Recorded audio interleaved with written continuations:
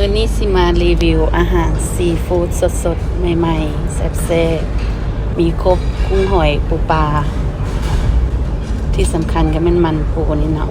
กับเป็นหานี่เลย Wood and Hood อุดรธานีเด้อโฆษณาสวยหารเพิ่นแต่ว่าบ่โฆษณาหารนี่ก็คนหลายอยู่แล้วแซ่บหารนี่นะอยากให้มาลองเด้อ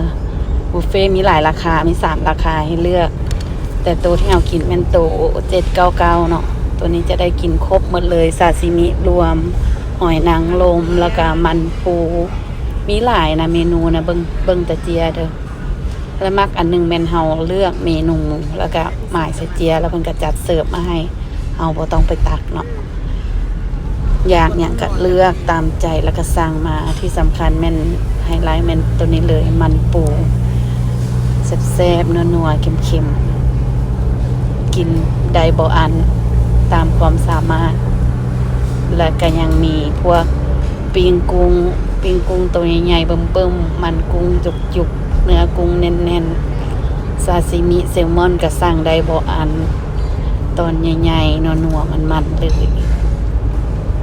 ไผได้มาอุดรมาลองเด้อ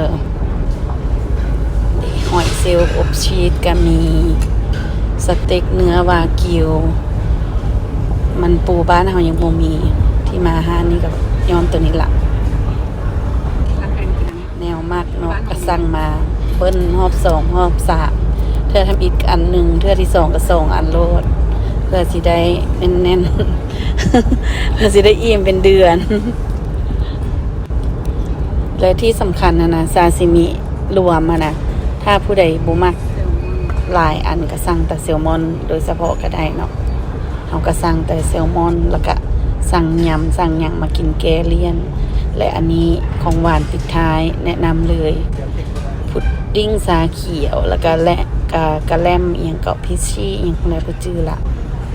เวลาเพิ่นก็ให้หลายเด้อ2 ชั่วโมงแต่เวลาสั่งอาหารได้1 ชั่วโมงครึ่งและนี่ก็คือค่าเสียหายถ้าผู้ใดได้ไปแวะเบิ่งบ๊ายบาย